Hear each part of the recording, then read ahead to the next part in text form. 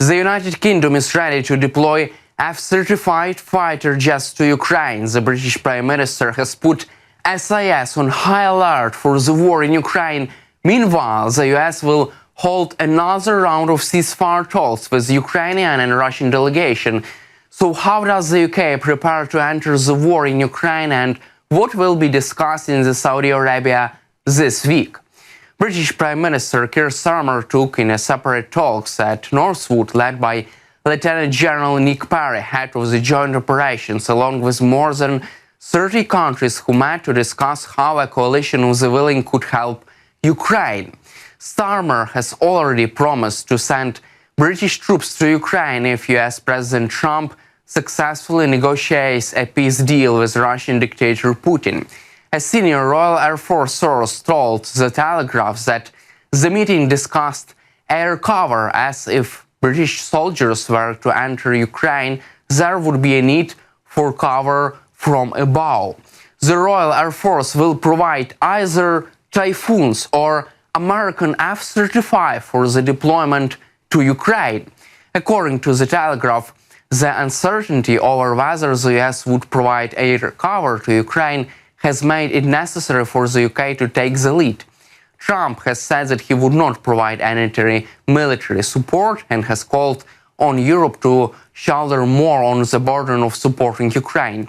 Keir Starmer said on Thursday that military planning for the coalition of the willing was broken down into sea, air, land and borders, as well as the recovery of Ukraine. Quote, "The political momentum that we have built up is translating here into military planning and operational planning and is broadly spread across different areas." Meanwhile, British special forces have been put on high alert to deploy to Ukraine as part of the UK's peacekeeping mission, according to the eye and paper sources. Military planners tasked by the Cabinet Office with preparing the force have told special forces units to prepare to deploy to Ukraine. The UK's Military Planning Command Centre, Permanent Joint Headquarters, was giving instructions last week to begin the process of deploying personnel and assets. The UK's Ministry of Defence aims to ensure military equipment is operational.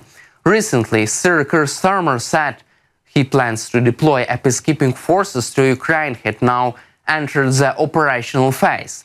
According to the paper, peacekeeping military experts have said that UK Special Forces' ability to deploy rapidly, combined with their expertise in intelligence, makes them ideally suited to leading a coalition of the willing. paper quoted also Marco Weiss, the professor of international history and security at Lancaster University.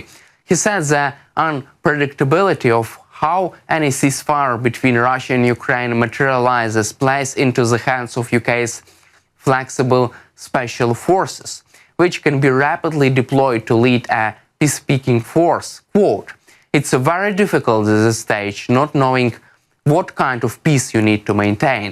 A lot of it will be contingency planning. Things can be done quickly, and the quickest tool at 10 Downing Street disposal is the special forces. They are good in intelligence. They can operate very nimbly, liberate, protect important sites." Professor Weiss added that this would not be a traditional peace deal, but a temporary ceasefire, and any peacekeeping force could be used to enforce the conditions for attacks in the gray zone. Potential operations launched when two countries are neither at peace nor at war could require the skills that the Russian special forces have. The UK special forces were one of the world-class military units that would be used in the peacekeeping force for intelligence gathering, VIP protection, some training, and possibly countering Russian hybrid activity. At the same time, US President Donald Trump does not want to hear real information from his intelligence. Ukrainian soldiers in Kursk region have lost ground in recent days, but are not encircled by the Russian forces, according to CIA. As Reuters reports, US intelligence agencies, including CIA, have shared that assessment with the White House over the past week. The US and European intelligence assessments show that Ukrainian troops have faced intense pressure from Russian forces, but they are not completely surrounded. However, Trump has continued to claim that Ukrainian troops are surrounded in western Russia's Kursk region. In a social media post on March 14th, Trump says that he had asked the Russian president to spare the lives of thousands of Ukrainians who, he said, were completely surrounded and vulnerable. Putin says that he would do so if they're surrounded. Trump repeated the claim about encircled Ukrainian forces during a speech at Washington's Kennedy Center on Monday and in a Fox News interview on Tuesday.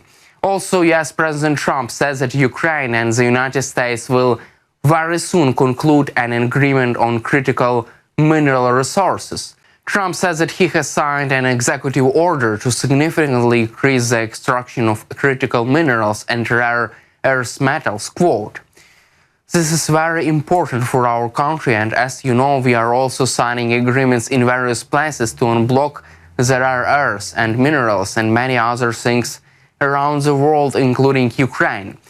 Moreover, according to Financial Times, the Trump administration is seeking new terms for U.S. access to critical minerals and energy assets in Ukraine, expanding its economic demands on Ukraine.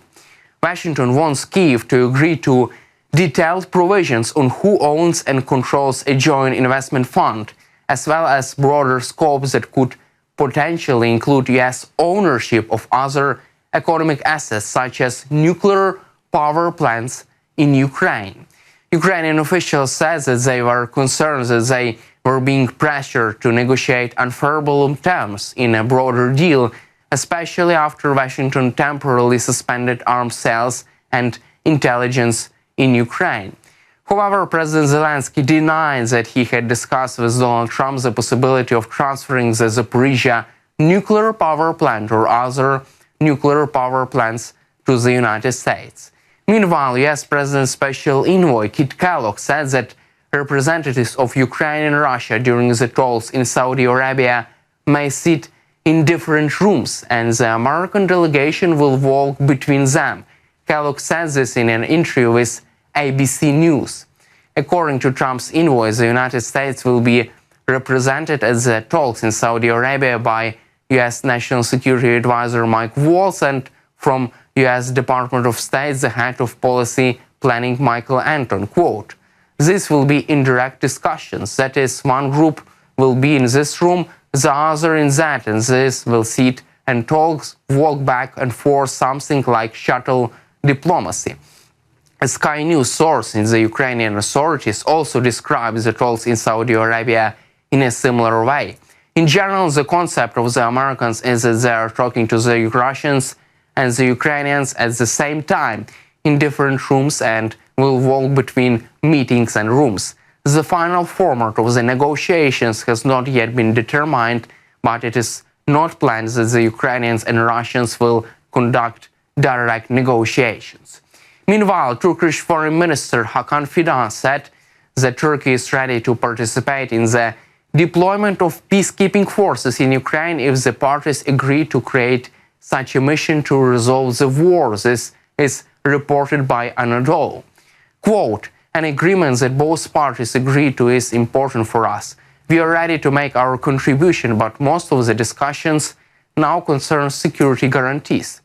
The Turkish foreign minister clarifies that Ankara is considering the possibility of participating in the peacekeeping mission only on the decision and agreed decision between Ukraine and Russia. He stressed that Turkey will not be a part of initiatives that will be imposed on one of the parties. Earlier sources in the Turkish Ministry of Defense said that the country is considering the option of joining a possible peacekeeping mission in Ukraine after the ceasefire deal. That's all for today. Subscribe to our YouTube channel and glory to Ukraine.